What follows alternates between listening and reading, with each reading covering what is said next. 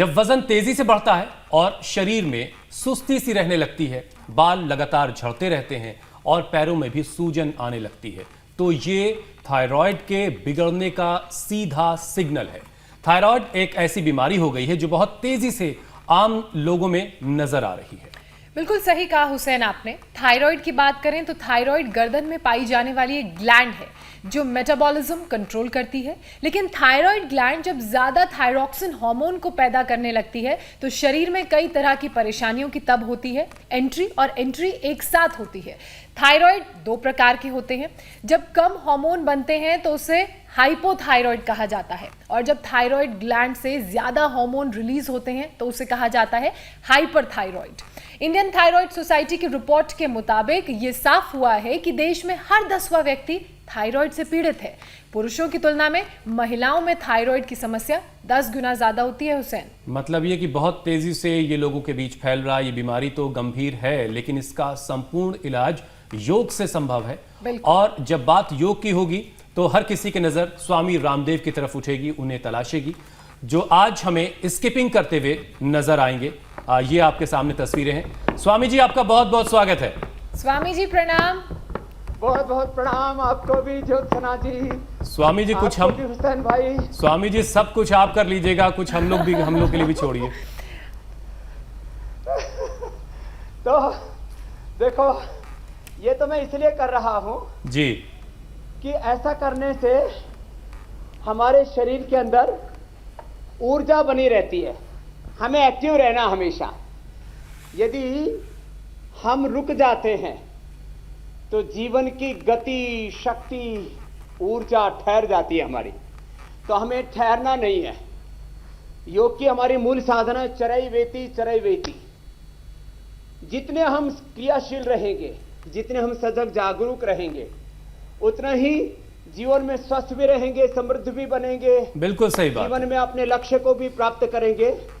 तो आइए इसी की संकल्प के साथ कि ये हाइपोथायराइड या हाइपरथायराइड जी, शुरुआत इसी से स्वामी जी तभी होते हैं जब हमारी एक्टिविटी कम हो जाती है। जी, दो तरह के स्वामी जी थायराइड हैं, और उसके जिसकी बात आपने की हाइपोथायराइड, जिसमें वजन तेजी से बढ़ने लगता है। अब इसे कैसे काबू किया जाए, कैसे कंट्रोल किया जाए, और योग में कौन कौन से इसके लिए योगाभ्यास हैं?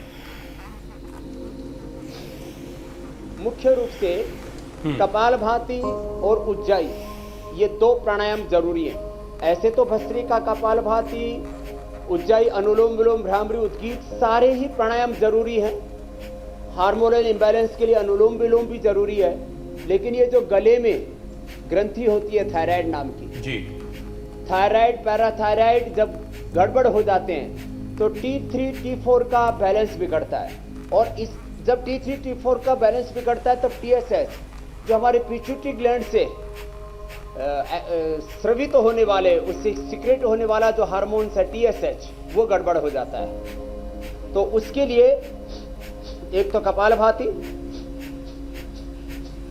10-15 मिनट से लेकर के, और जब किसी दवा से भी थायराइड कंट्रोल में नहीं आ रहा है और कई बार टेस्टिंग में T3 T4 TSH का बैलेंस आ गया लेकिन कॉम्प्लिकेशंस ज्यों के त्यों हैं, वजन बढ़ रहा है।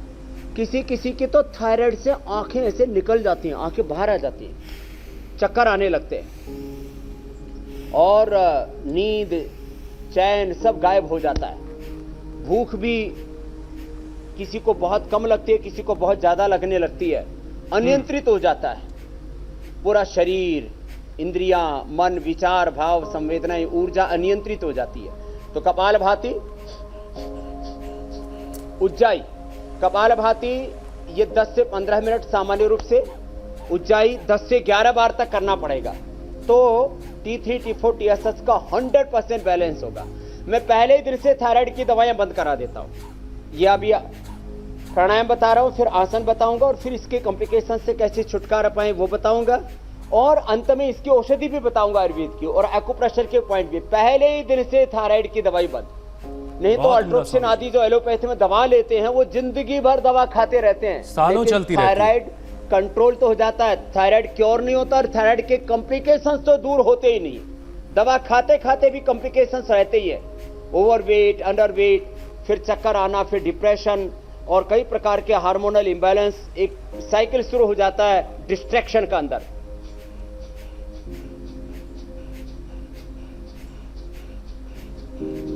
तो 10 से 15 मिनट तो ये कपालभाति करना है। उज्जाई, गले को टाइट करके। अभी आज मैं खास इसके ऊपर ध्यान दिलाना चाहूंगा। कुछ लोग उज्जाई करते तो हैं, लेकिन कैसे करते हैं? श्वास को बाहर छोड़ते समय आवाज करते हैं, क्योंकि वो टीवी पर आवाज सुन लेते हैं तो कुछ ना कुछ आवाजें निकालने लगते हैं। ऐसे नहीं। आवाज कैसे निकालनी है? सांस को अंदर भरते समय श्वास अंदर भरेंगे, गले को टाइट करेंगे, तब आवाज आएगी। अंदर भरते समय आवाज करनी है, ऐसे नहीं करना, ऐसे नहीं करना, करके आवाज नहीं करना। गले को टाइट किया, अंदर भरते समय आवाज होगी, और फिर 10 से 15 सेकंड लगेंगे अंदर भरने में। ऐसे नहीं ऐसे 2-3 सेकंड में कर लिया, ऐसे नहीं, थोड़ा लंबा करें।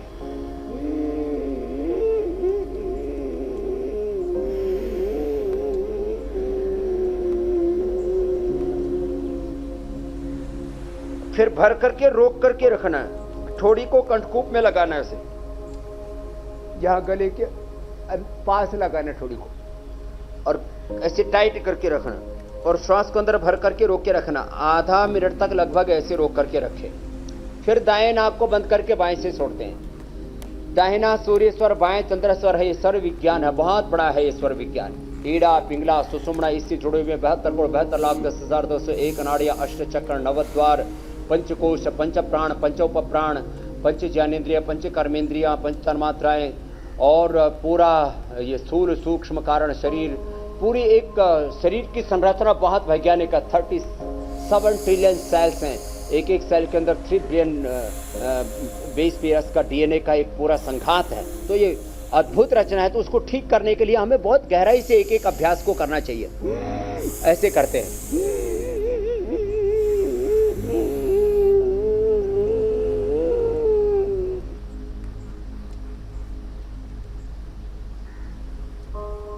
मतलब ये कि स्वामी जी बीच बीच में जो हल्की बातें करते हैं उसको सिर्फ उसका आनंद लें, लेकिन योग बहुत सीरियसली करना है आपको। योग बहुत गंभीरता से करना है, और हर एक क्रिया आपको बहुत सावधानी से और पूरी कंप्लीट, जैसे स्वामी जी बता रहे हैं उस तरीके से आप करेंगे तो 100% फायदा उसको आपका मिलेगा। मेथड 100% परफेक्ट होना चाहिए। बिल्कुल। टाइमिंग की भूमिका ऐसी है जैसे एलोपैथी में मेडिसिन लेते हैं, उनकी डोज अब लेनी चाहिए 500,000 mg, और ले रहा है कोई 25-50 mg, कोई फायदा नहीं होगा, अंडर डोज हो जाएगा। मेथड ऐसा ही है जैसे कि किसी दवाई को बनाने की प्रक्रिया, टाइमिंग उसमें ऐसा ही है जैसे उसकी डोज, और फिर उसमें फेथ रखना तो जरूरी है। यदि दवा में, डॉक्टर में, खुद में, खुदा में, भगवान, अल्लाह, परमात्मा, वाहिगुरु, अकाल पुरख, जो भी हम नाम बोले, यदि विश्वास नहीं है जीवन में, तो फिर तो आदमी का विश्वास ही उठ गया, फिर आदमी जी नहीं सकता जीवन को। तो इसलिए विधि पूर्वक, एकाग्रता पूर्वक, निरंतरता पूर्वक जितना समय जिस क्रिया को देना उतना दें, और उसको बहुत गंभीरता के साथ करें। तो ये 11 बार तक ये उज्जाई प्राणायाम ऐसे करना।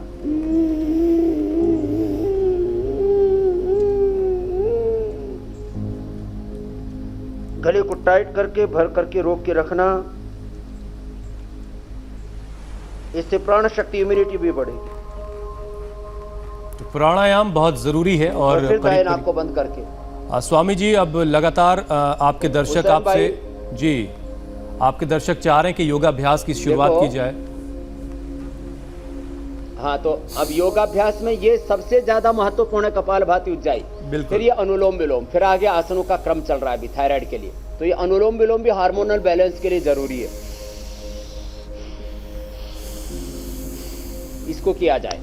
अब मैं अगली बात बताना चाहता हूं। देखो, ये बस जो है कपालभाति 10 से 15 मिनट, उज्जाई 11 से 21 बार तक कर सकते हैं, अनुलोम विलोम 5 मिनट कर लिया चलेगा। अब ये गले के लिए बहुत अच्छा व्यायाम है। गले में ये थायराइड, पैराथायराइड नाम की ग्रंथि होती है, उसको स्वस्थ बनाने के लिए ऐसे, ये ग्रीवा संचालन इसको कहते हैं, कोई भी ऐसे कर सकता है। अब इस गले की इस ग्रंथि को, थायराइड पैराथायराइड को, इसको स्वस्थ बनाने के लिए, इसको विशुद्धि चक्र कहते हैं योग में, इसके लिए बहुत जरूरी है सर्वांग आसन और हलासन, जो कि सीधे लेट के किए जाते हैं। जिनको हाइपरटेंशन हो, हार्ट की प्रॉब्लम हो, बहुत वजन हो, वे ना भी कर सके तो कोई बात नहीं, उसका विकल्प भी हम बताएंगे। तो सर्वांग आसन, हलासन, ये 2 आसन बहुत जरूरी है। सिंहासन भी बताएंगे और एक मत्स्यासन भी बताएंगे जो कर सके। तो नहीं तो कपालभाति, उज्जाई और सिंहासन भी कर लेंगे तो बात बन जाएगी। घुटने सीधे, पंजे तने हुए, एड़ियाँ ऐसे मिली हुई, अंगूठे से अंगूठा मिला हुआ, और कोहनियों से ऐसे सहारा देते हैं और बॉडी के बैलेंस को ऐसे बनाते हैं। श्वास की गति सामान्य होती है। जी स्वामी जी, आपकी शिष्या ज्योत्सना बहुत शानदार कर रही हैं ये आसन। हाँ, ज्योत्सना पूरी योगिनी हो गई अब, और इसकी भी लाइफ में कभी थायराइड की प्रॉब्लम नहीं होगी, और जिंदगी में और भी बहुत से रोगों से बच जाएगी, खुश रहेंगी, ज़्यादा प्रोडक्टिव रहेंगी, ज़्यादा इनोवेटिव रहेंगी। योग से आरोग्य तो मिलता ही है, प्रोडक्टिविटी बढ़ती है, हमारी क्रिएटिविटी बढ़ती है। सर्वांगासन, हलासन, ये बहुत ज़रूरी है। हम ज़्यादा इनोवेटिव रहते हैं, क्रिएटिव रहते हैं, पॉजिटिव रहते हैं, ज़्यादा खुश रहते हैं, नए नए आइडियाज़ हमारे दिमाग में आते रहते हैं। आप एंकर हैं तो नई नई ब्रेकिंग न्यूज़ आती रहेगी, किस बात को कैसे कहना है सलीके से, तरीके से, जिससे लोगों के दिलों तक पहुँचे। तो योग करने से आपका सब प्रकार का सामर्थ्य बढ़ता है। आप ज़्यादा, मैंने कहा, प्रोडक्टिव, इनोवेटिव, ज़्यादा एक्टिव, ज़्यादा पैरों के पंजे को सिर की तरफ ले जाके ज़मीन से छुलाना है। हाँ, ऐसे पूरा पंजा ऐसे सो जाए तो बहुत अच्छी बात है, नहीं तो छू जाए तो भी अच्छी बात है। छू जाए या सुला ले ऐसे। ज्योत्सना बहुत अच्छा कर रही स्वामी जी। और हाथ से सहारा दे सकते हैं शुरू में। जी जी। बैलेंस ना न बन पाता हो तो आराम से जाना, आराम से ही आना है। फिर एक आसन है पद्मासन में ऐसे लेट करके जी, और गर्दन को पीछे की ओर मोड़ देना, इसको मत्स्यासन कहते हैं। पानी में मैंने कई बार करके दिखाया है, बिना हाथ पैर हिलाए इसमें ऐसे तैर भी लेते हैं। तो ये ऐसे गर्दन को मोड़ा पीछे की ओर, और पहली अंगुली और अंगूठी से पैर के अंगूठे को पकड़ा, कोहनी जमीन पर टिका दी, और ऐसे थोड़ी देर रुक गए, 1 से 2 मिनट, अधिकतम एक आसन को 5 मिनट तक ऐसे करना है। श्वास की गति सामान्य है।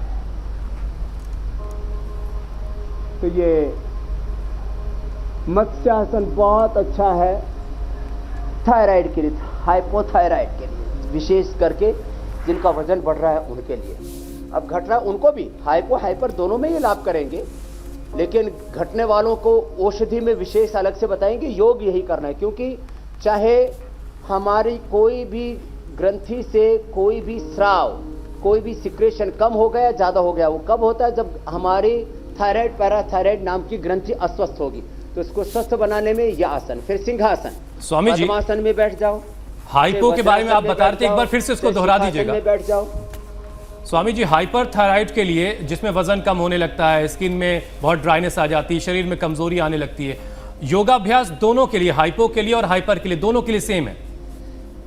हाँ, ये जो विशेष 5 आसन हम अभी बता रहे हैं, 5 अभ्यास, कपालभाति, उज्जाई, ये 2 तो प्राणायाम बहुत जरूरी है। सर्वांगासन, हलासन जो कर पाए वो कर लें, मत्स्यासन ना हो पाए तो ये सिंहासन या अकेला कर लें। और ये भी जो है इतना आसान है, ऐसे वज्रासन में पैर खोल करके ऐसे कर सकते हैं, कुर्सी पर बैठ के कर सकते हैं, ऐसे कैसे भी बैठ जाए। मूल इसमें प्रक्रिया है जिह्वा को बाहर निकाल के शेर की तरह धाड़ना, तो गले को एक्टिव। मैं कह रहा था, थायराइड हो, पैराथायराइड हो, पिट्यूटरी ग्लैंड हो, कोई भी हमारा बॉडी का इंटरनल हो गया ना, उससे सिक्रेशन कम हो या ज्यादा हो, उपाय एक ही है। क्योंकि अस्वस्थ होने से या तो सिक्रेशन कम होगा या बढ़ेगा। तो हमारा सिक्रेशन बढ़ गया तो हाइपरथायराइड हो गया, सिक्रेशन कम होने लगा तो हाइपोथायराइड हो गया। कम होने से ज्यादातर लोगों का वजन बढ़ता है, सिक्रेशन ज्यादा बढ़ने से वजन घटने लगता है। तो दोनों स्थितियां अच्छी नहीं हैं। तो over active, under active, balance, समत्वम योग उच्यते। केमिकल सोर्स हार्मोन्स का, एनाबॉलिज्म, कैटाबॉलिज्म, मेटाबॉलिज्म का, बॉडी माइंड थॉट्स इमोशंस का, एनर्जी का बैलेंस होना, यही स्वास्थ्य का लक्षण है। तो सिंहासन में जीवा बाहर निकाल के मैंने कहा कैसे भी बैठ जाएं, ऐसे बैठे हैं, वज्रासन में बैठे हैं, इसमें थोड़ा अच्छी पोजीशन, ऐसे बैठ के अच्छा हो जाता है। जीवा ऐसे बाहर निकाली, इसका पूरा तरीका है जीवा बाहर निकाल के पूरी जितनी निकाल सके पूरी बाहर निकाल दी ऐसे। फिर भ्रू मध्य में देखना, ऐसे आंखों को अंदर की ओर खींचना है, अंदर की ओर, नाक की ओर, इधर की ओर, ऐसे भ्रू मध्य में ऐसे देखना है और ऐसे देखते हुए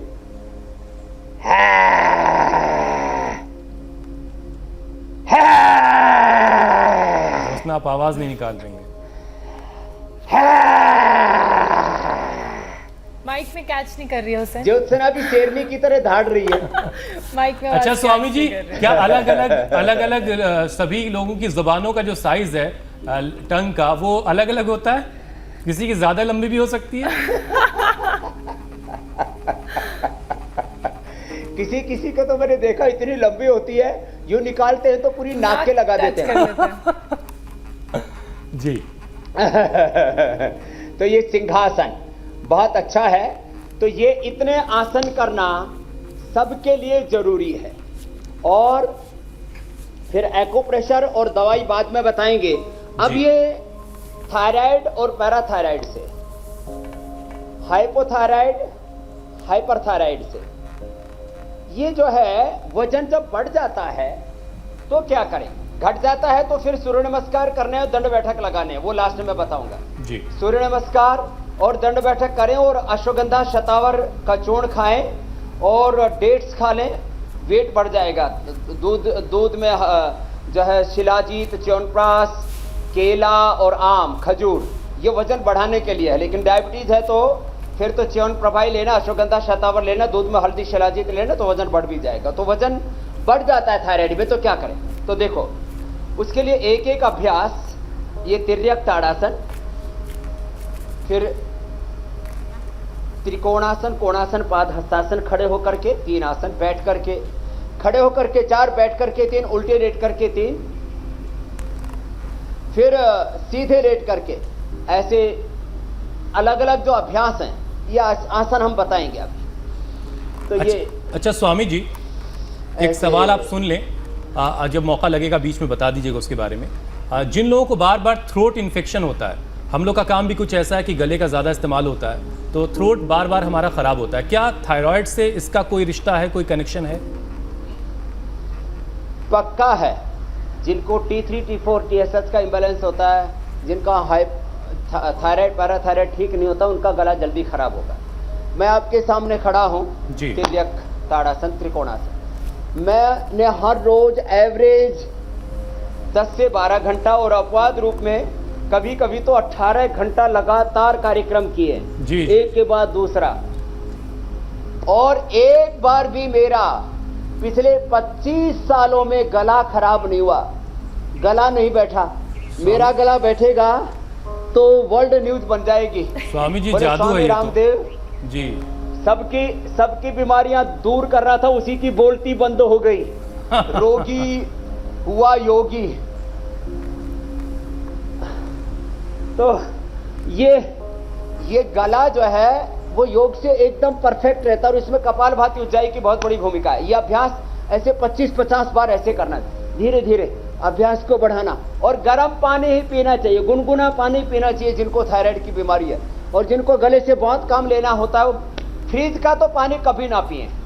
मैं तो घड़े का पानी भी अपवाद रूप में पीता हूँ, नहीं तो गुनगुना पानी पिए, ये हेल्थ के लिए सबसे अच्छा है। कभी मोटापा नहीं होगा, कभी कोरोना नहीं होगा, कभी थायराइड पैराथायराइड की बीमारी नहीं होगी, कॉन्स्टिपेशन नहीं होगा।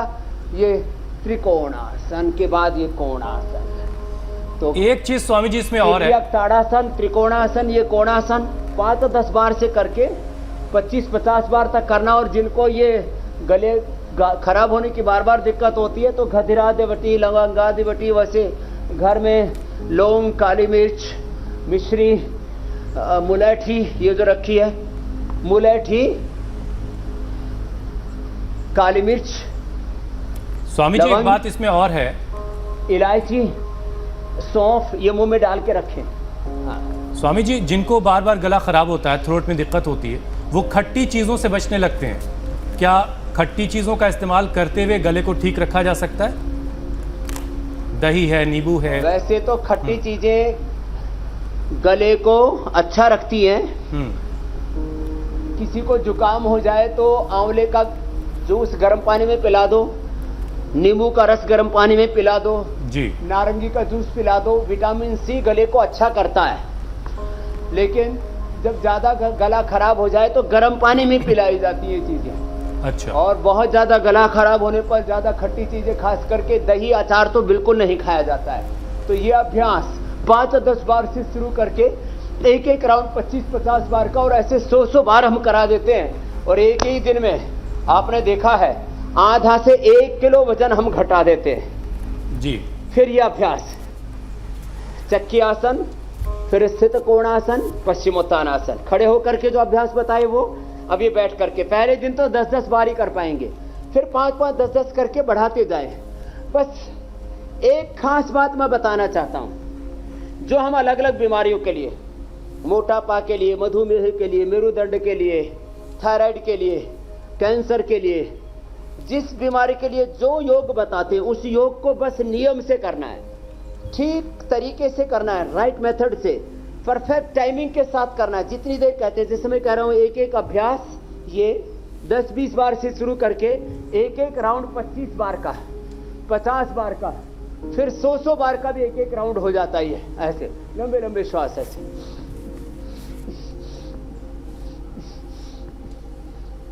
खड़े होकर के 4 आसन, बैठ करके ये 3 चक्की आसन, स्थित कोणासन और पश्चिमोत्तानासन। फिर उल्टे लेट करके भुजंगासन 2 तरह से करते हैं, शलभासन, फिर सीधे लेट करके अर्धनासन, पादवृत्तासन, द्विचक्रिकासन, विश्राम के लिए मरकटासन, और फिर शवासन। तो ये 12 अभ्यास बहुत महत्वपूर्ण है। एक अभ्यास को पहले 5-10 बार से शुरू तो करें और फिर नियम से करते रहें, बस लगन के साथ। एक बार ये निश्चय निर्णय कर लिया कि अब मुझे करना है, और स्वामी जी, तो आप फिर कुछ भी कर सकते हैं। कुछ भी नामुमकिन नहीं है, मैं हमेशा बोलता हूं। और ये किताबों में तो लोगों ने पढ़ा है, nothing is impossible, everything is possible. लेकिन मैंने जिंदगी में, हकीकत में, वैयक्तिक रूप से, सामाजिक, आर्थिक, राजनीतिक, धार्मिक, आध्यात्मिक रूप से जिसको दुनिया में असंभव कहा जाता है, उस सारे कामों को संभव किया है। बस एक ही बात है, जिद करो और दुनिया जीतो। एक ठान लिया मन में कि मुझे पतला होना है, मुझे हाइपोथायराइड, हाइपरथायराइड को ठीक करना है, मुझे बीपी को क्योर करना है, शुगर को क्योर करना है, अस्थमा, आर्थराइटिस को क्योर करना है, तो आप कर देंगे। बस एक जुनून के साथ लगे रहें, एक जिद करनी होगी और योग करना होगा ऐसे। और स्वामी जी, जिस तरह से आपकी जुल्फें लहरा रही है ना, तो योग के जरिए थायराइड को कंट्रोल कीजिए और आप लोगों की भी जुल्फें लहरा सकती हैं स्वामी जी की तरह। अरे भैया, बाल बांधे तो थे, ये खुल गए। कोई जुल्फे लहराने के लिए कोई एक्टिंग नहीं कर रहा हूं, तुम भी पता नहीं क्या क्या बोलते रहते हो। लेकिन बहुत अच्छी लग रही है स्वामी जी। तो, हम बड़ा इतनी बात जरूर, आपके बाल नहीं झड़ेंगे, आंखों पर चश्मा नहीं आएगा, चक्कर नहीं आएंगे, कमजोरी नहीं लगेगी, आप अच्छे से सब चीजें खा पी पाएंगे, अच्छे से सो पाएंगे।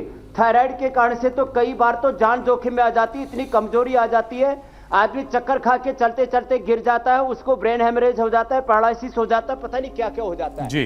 तो ये आराम आराम से अभ्यास करना। थायराइड, चाहे वो हाइपो है या हाइपर है, और थायराइड के जो कॉम्प्लिकेशंस है, सबसे बड़ा कॉम्प्लिकेशन है मोटापा।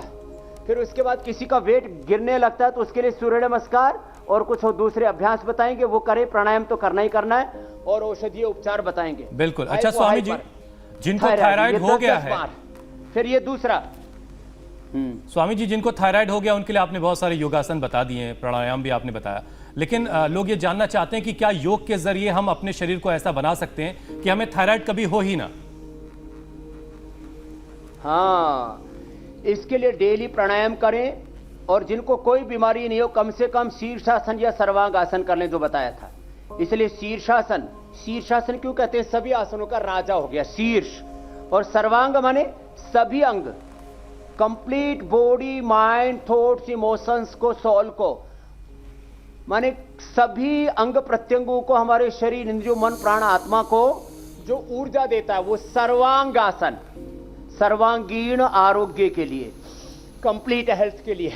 ऐसे ये 10-20 बार से शुरू करके 25-50-100 बार तक हम ये भुजंगासन ऐसे करवा देते हैं, ऐसे। और मोटापा रह ही नहीं सकता। मोटापा और मोटापा की जितने भी कॉम्प्लिकेशंस, थायराइड के कॉम्प्लिकेशंस, मोटापा और मोटापा के कॉम्प्लिकेशंस, मधुमेह, हाइपरटेंशन, हार्ट प्रॉब्लम, घुटनों में दर्द, कमर में दर्द, ये सब से अब छुटकारा पाएंगे। तो ये उल्टे लेट करके 10, 20, 25, 50 बार एक एक अभ्यास ऐसे लगन के साथ करना है। और फिर सीधे लेट करके, सरफरोशी की तमन्ना अब हमारे दिल में है, देखना है जोर कितना बाजुए का दिल में है, सरफरोशी की तमन्ना अब हमारे दिल में है। कौन दुश्मन याद आ गया स्वामी पर जी? बता देंगे तुझे सबसे बड़ा आसमां, दुश्मन रोग। हम अभी से क्या बताएं, क्या हमारे दिल में है। बहुत उम्दा स्वामी जी। ये राम प्रसाद बिस्मिल का भजन में कई बार गाता रहता हूँ। अशफाकुल्ला खां राम प्रसाद बिस्मिल बड़े अच्छे दोस्त थे, और बिल्कुल बिल्कुल। स्वाधीनता संग्राम में उन्होंने हंसते हंसते अपने प्राणों की आहुति दी, फांसी पर झूल गए, लेकिन अपने लक्ष्य से डिगे नहीं, हटे नहीं। तो ये अर्धलासन ऐसे, ये 25-50 बार, ये द्विचक्रिकासन 25 से 50 बार, और ये पादवृत्तासन, एक एक पैर को ऐसे पूरी गोलाई में घुमाना, क्लॉकवाइज एंटी क्लॉकवाइज ऐसे, और यह दोनों पैरों से एक साथ पूरी गोलाई में, थाई बटाक सिप से एकदम हल्के हो जाते हैं, दोनों पैरों से एक एक पैर से ऐसे पूरी गोलाई में ऊपर नीचे पूरा घुमाते हैं ऐसे। तो ये बहुत जरूरी अभ्यास है ये, और जिनको नहीं है वो भी कर ले। जो है योग और आयुर्वेद के प्रयोजन ये कहा, स्वस्थ से स्वास्थ्य रक्षणम आतुरस्य विकार प्रशमनम च। तो फिर ये सर्वांगासन तो बताया था, ये सबके लिए है, ये सब करे ऐसे, सर्वांगासन, हलासन। फिर अंत में मरकटासन, ये रिलैक्सेशन के लिए, ये कर लिया करें ऐसे, अच्छा रहता है। इसके 3 अभ्यास है, पैर मोड़ के पास में रख के, पैर दूर रख करके, फिर पैर सीधे रख स्वामी जी, ऐसे। आपने जो गुनगुनाया उसके बाद मुझे भी 2 लाइनें कहनी है, आप सुनिए उसे। और योग के लिए मैं कहने जा रहा हूं। सुना दो। ये नूर दर्द की राहों में रोशनी भर दे, ये नूर दर्द की राहों में रोशनी भर दे, ये नूर टूटती सांसों में जिंदगी भर दे। क्या बात है, आपने बहुत अच्छा फरमाया। तो ये योग हमारे इन टूटती सांसों में, इस टूटती जिंदगी में, इस तबाह होती इस जिंदगी को खुशियों से, ऊर्जा से, शक्ति से भर देता है। देखो, योग से आरोग्य तो मिलता है, ये तो इसकी पहली सीढ़ी है। योग से स्वास्थ्य मिलता है, इससे समाधि मिलती है, इससे समृद्धि मिलती है, सफलता, विजय मिलती है। उसका लाइव एग्जाम्पल आचार्य बालकृष्ण और स्वामी रामदेव हैं। अभी 4 अगस्त को आचार्य जी का हम जन्मदिन मना रहे जड़ी बूटी दिवस के रूप में। 1 करोड़ पेड़ पौधे, जड़ी बूटियां पूरे देश में हम बांटने लगा रहे कि सब जड़ी बूटियों का प्रयोग करें। योग, आयुर्वेद, जड़ी बूटियां, प्राकृतिक चिकित्सा, इसी से ये स्वावलंबी आत्मनिर्भर भारत बनेगा। और